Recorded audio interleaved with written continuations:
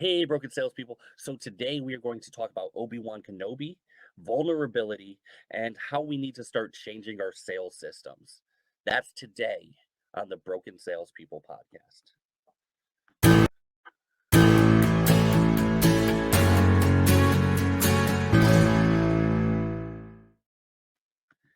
Hey, broken salespeople. Welcome to the workshop. My name is Red Staffstrom, and today we are here to help you fix your broken sales skills. So, I've talked about this book a number of times in the past, and it's Building a Story Brand by Donald Miller. And I'm a big fan of the book. If you do any kind of marketing, if you do any kind of personal branding, I highly suggest you write that book. And in that book, he explains that what you want to do is you are not the hero of the story. When you create content, when you write content, you are not meant to be the hero. Your client, your customer has to be the hero. It's your job to give them the tools and the advice to actually push them forward. You aren't there to be Katniss Everdeen, you're there to be Haymitch. You're not there to be Harry Potter, you're there to be Dumbledore. You're not there to be Luke Skywalker, you're there to be Obi-Wan Kenobi. You want to be the mentor character that gives them a tool and then gives them the advice they need to actually accomplish whatever it is they want to. You are just a piece of their journey, and that is it. You're that wise old sage.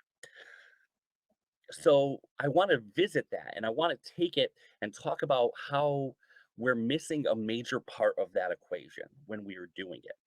And I'm going to use Star Wars as an example because I'm a Star Wars nerd. I know, shocker, the big bearded guy who looks like Chewbacca is a Star Wars nerd. Nobody here is surprised. But let's talk about it. Start with A New Hope. When Luke meets Ben, Ben was a grizzled war veteran. Like, think about who that character was.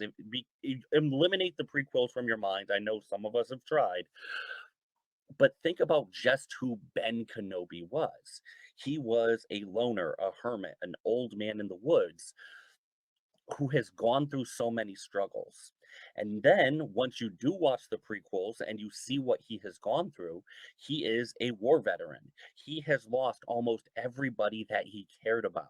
All of his friends, everybody he knew, he has put himself in seclusion in order to protect a kid that he's not allowed to be near in all likelihood. He wasn't able to be Luke's uncle Obi-Wan or Uncle Ben. He was just a crazy old hermit who lived in the wastes.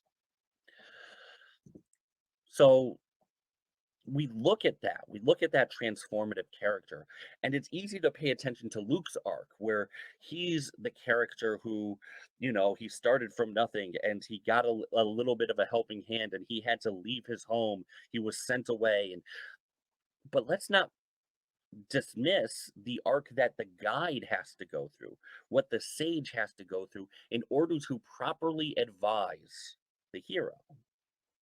See, Obi-Wan absolutely had to suffer. He did. Again, friends, colleagues, everybody he ever worked with, betrayal, all of these things had happened to him. Now, he's not the only sage character who had to go through this stuff. You can go into um, Jesus Christ if you want to use that as a character. He had to suffer. He had to spend those 40 days in the desert. He had to be crucified in order to become the person worth following. Batman. Batman, everybody wants to be Batman. Nobody wants their parents to be shot. Um, we need to start looking into it's not just the end result. It's not just becoming Superman. Sometimes it's growing up in Smallville that changes us and makes us who we need to be. It's the struggle that starts with everything that brings us to be the person worthy of giving advice. So why am I talking about this? Well, because we're all behaving like we're Superman, but none of us are talking about our time in Smallville. None of us are talking about the wars that we had to fight to get to where we are. Nobody talked about the betrayals that we went to get to where we are, the losses. Instead, we plaster on a fake smile and pretend that everything is sunny and everything is wonderful. But that's not who our client needs. Our client is lost in the woods. They are completely out of their depth. They don't know where to go for help. And here we are, that hermit in the woods who has gone through this over and over again, who has found our path despite the most horrible obstacles.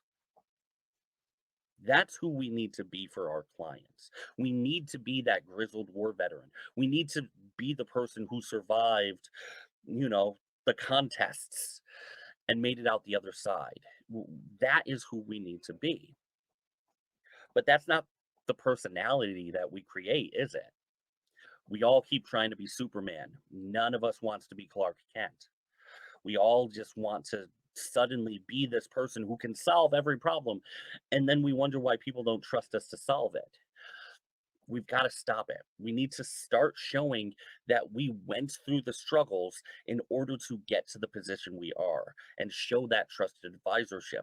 I've had a lot of people who've criticized me recently about having emotional posts on LinkedIn. We'll just call them emotional posts, where I talk about losing my mom, losing my brother, um, leaving my house, tough jobs, panic attacks.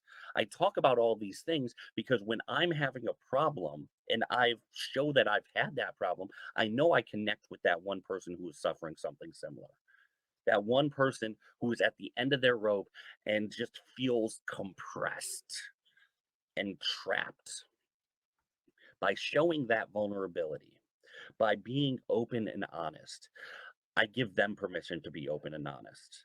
I show them that it's okay and that you're going to make it through this without giving them a fake smile. It builds so much more trust. It helps me create this relationship just by being open with things that other people are embarrassed about. But there's a bigger reason too. It's not just about how we interact with our customers, it has to be bigger. It's not, there are so many systemic problems within the sales industry.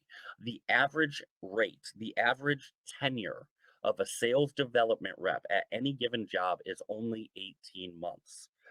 18 months. So you get hired, and within a year and a half, there is a good chance you are going to be gone.